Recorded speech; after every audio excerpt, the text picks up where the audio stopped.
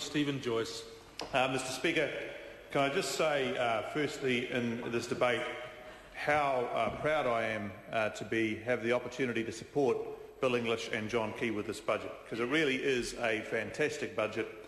It puts economic growth front and centre stage, and it's so crucial in this economy and in this country. And I just think it's so exciting that we finally have a country again where we're talking about how we grow the cake, and all the debates now about how we grow the cake, whereas previously it was all about how we distribute the cake and who was getting their share. At last, over the last year and a half, we've been talking about how to grow it. The whole public debate has moved, and I think that's exciting for this country.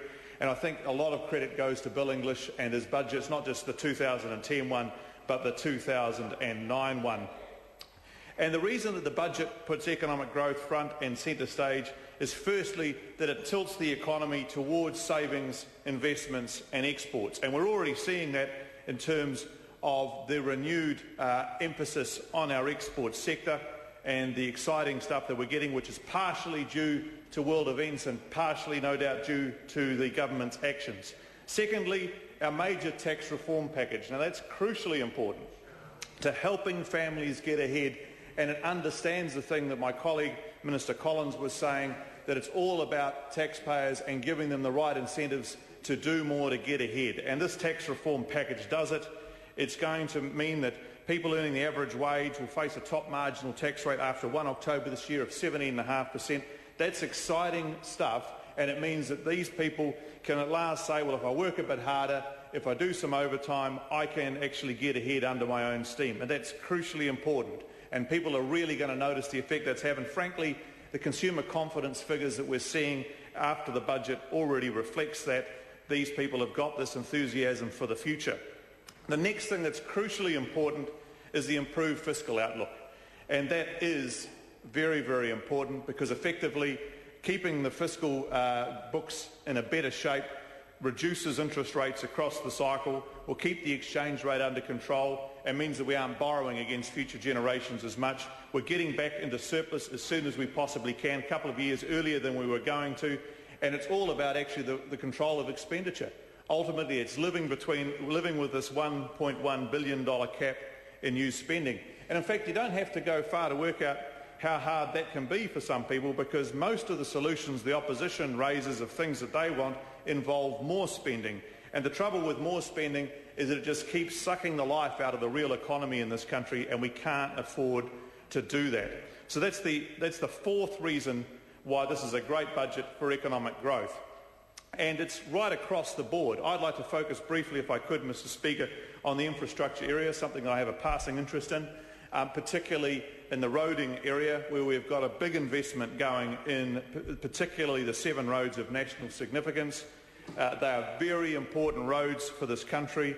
They are the most clogged of our rural highways generally, and a couple of urban ones as well. And we're seeing real progress. And if you go around our biggest city these days, people are saying, gosh, that transport stuff is really starting to work faster, and it's the commitment that the government has made that has really accelerated that.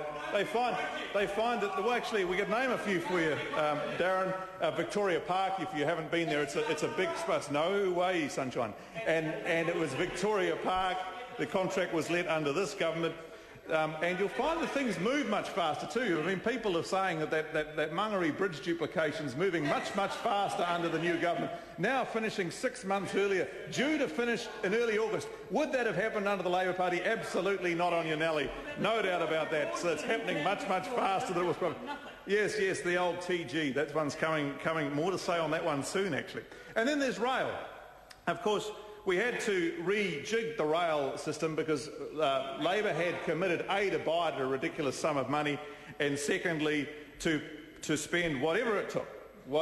In fact, I think they still want us to spend more money on the rail. What we have done is invested sensibly in a turnaround plan, which is $750 million over 3 years, to make sure that rail gets moving, but in a responsible and commercial way, which doesn't crowd out the private investment in the other modes. That's crucially important, Mr Speaker, and that's what we're doing. Of course, there's the investment in ultra-fast broadband and rural broadband.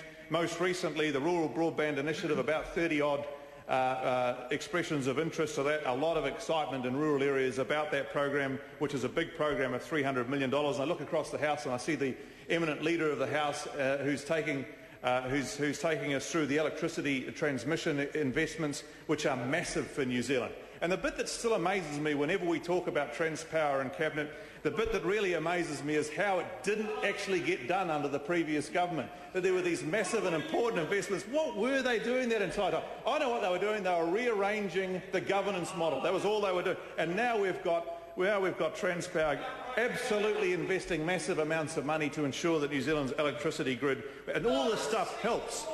All this stuff helps, Mr. Speaker.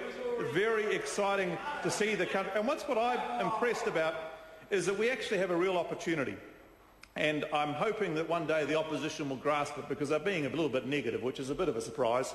Hope they grasp this fantastic opportunity that New Zealand has a real opportunity to stand out from the crowd over the next few years. We're in a situation where we haven't got as much debt as some, and we haven't had the problems with the banks that some have had, and as a result, New Zealand doesn't face some of the issues that the rest of the country faces. We're also in a lucky part of the world in terms of the involvement with the People's Republic of China and the massive investments that they're making and the improvement that's making in our trade figures. All these things are very important, but also we have a government that is focused on economic growth. And if you take those three things together, the international outlook in our part of the world, you take the financial situation and the fact that we haven't had to bail out our banks, and the government's actions in terms of promoting economic growth. And it's an exciting time, Mr. Speaker, for this country. And all across the country, you're starting to hear some great stories, whether it's Fonterra and the investments that they're making, whether it's Zespri and what they're talking about over the next few years, or right across the export education. I was lucky enough to be up in Shanghai last week, Mr. Speaker, and the Chinese are abuzz with the export education opportunities for this country. So I think it's very exciting. You need a good, strong, steady hand on the tiller, somebody that understands the financial need in this market, and Bill English is doing that fantastically. We're being led by a Prime Minister who understands the importance of growth and the importance of giving people the opportunity to do business. And, Mr. Speaker, we're getting the opportunities to secure that brighter future, and we'll look back in a few years' time to Budget 2010 and say that was the turning point.